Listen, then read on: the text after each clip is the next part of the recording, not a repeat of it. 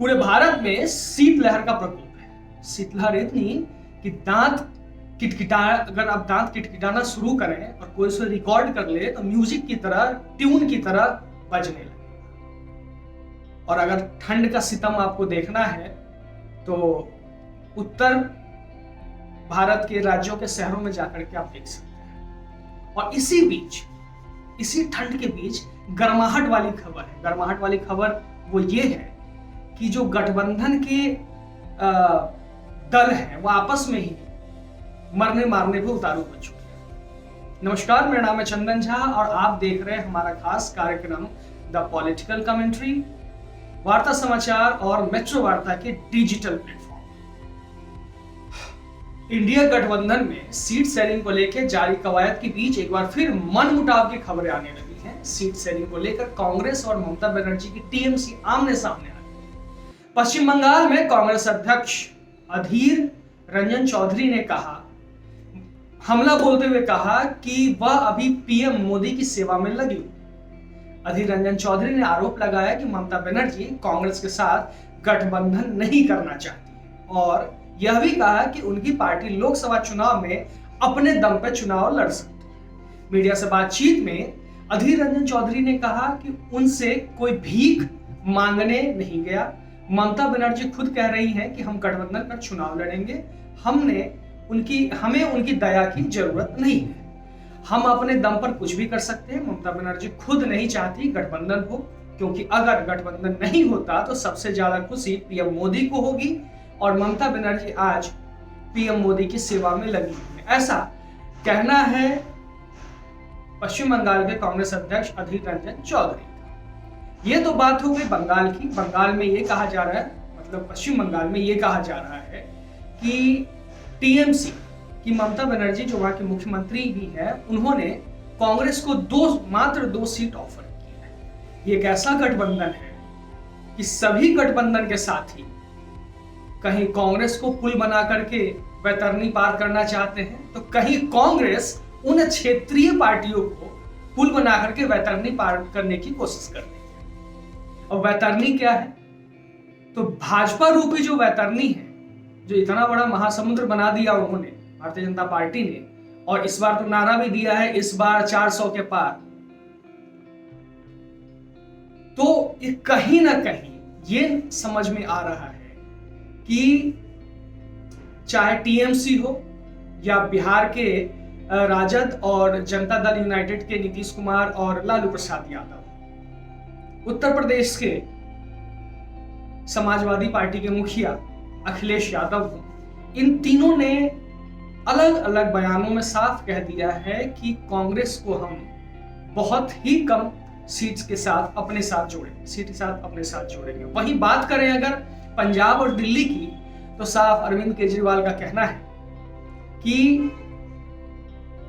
कांग्रेस को हमें हेल्प तो करनी चाहिए, लेकिन सीट हम जो देंगे उन्हीं पे उसी कांग्रेस को लड़ना। तो ये कैसा गठबंधन है समझ में नहीं आता है। हालांकि 14 जनवरी 2024 से राहुल गांधी मणिपुर से अपना न्याय यात्रा वापस शुरू करने वाले हैं। ऐसा माना जा रहा है कि ये भारत छोड़ो आंदोलन, माफ कीजिएगा, भारत जोड़ो आंदोलन का दूसरा हिस्सा है, जो मणिपुर से चलकर महाराष्ट्र तक जाएगी। जब भाई मणिपुर से चलेगी तो सीधी सी बात है तो वेस्ट बंगाल भी आएगी, बिहार, झारखंड, उत्तर प्रदेश भी घूमेगी, और तब के समीकरण क्या बनेंगे। हालांकि अधीर रंजन चौधरी जो दावा करते हुए ये कहते हैं कि अपन अकेले लड़ सकते हैं लोकसभा चुनाव तो भाई आम आदमी पार्टी भी अकेले लड़ सकती है, राष्ट्रीय जनता दल भी अकेले लड़ सकती है, टीएमसी भी अकेले लड़ सकती है। तो फिर जब सब अकेले ही लड़ना है सबको, तो ये गठबंधन बना करके भारत की जो जनता है, जो आपके सपोर्टर्स हैं, उनको बेवकूफ बनाने का हक आपको किसने दे दिया?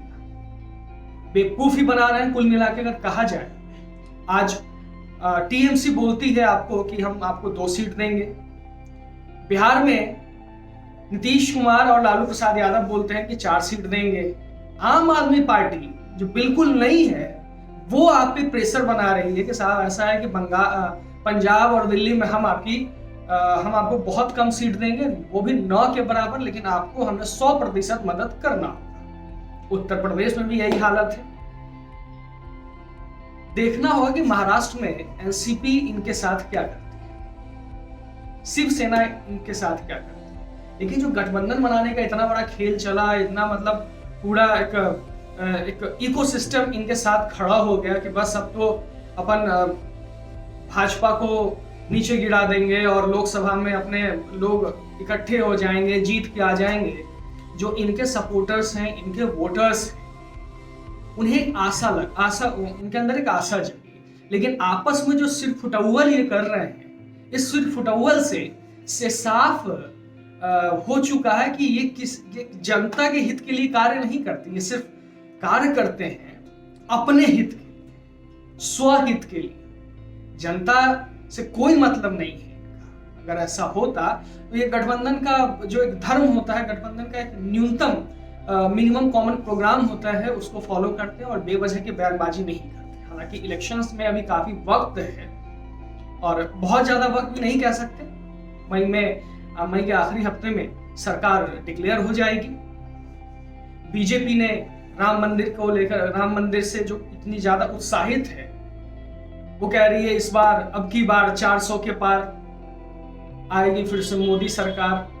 वहीं गठबंधन के जो महारथी हैं, धुरंधर हैं, ये आपस में ही एक दूसरे पे आरोप प्रत्यारोप लगा रहे हैं। जो क्षेत्रीय पार्टियां हैं, मसलन टीएमसी की बात कर लें, बिहार में जो 2 पार्टी है वो, झारखंड में झारखंड मुक्ति मोर्चा, उत्तर प्रदेश में जो है सो समाजवादी पार्टी।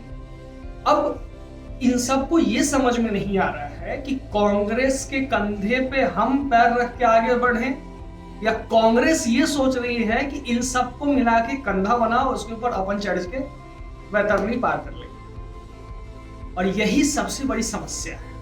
और ये समस्या नहीं, सर्कस जैसा लग रहा है। एक बार आप बंबई में मिलते हैं, एक बार आप बेंगलोर में मिलते हैं, एक बार आप पटना में मिलते हैं। शुरुआत पटना से ही हुई थी आपकी। फिर दिल्ली के होटल अशोका में आपकी बहुत बड़ी मीटिंग होती है। फिर कांग्रेस 3 स्टेट लूज करती है। उसके बाद कल होकर के ही मीटिंग होना था, मीटिंग नहीं होता है, मीटिंग की तारीख को बढ़ा दिया जाता है। उसके बाद वही मीटिंग होटल अशोका में होती है। तो पब्लिक अब पहले से ज्यादा समझदार हो चुकी है, इतनी समझदार है, इस तरीके का चीजों को देखने के बाद वो बिल्कुल सत्य के करीब पहुंच जाती है कि भाई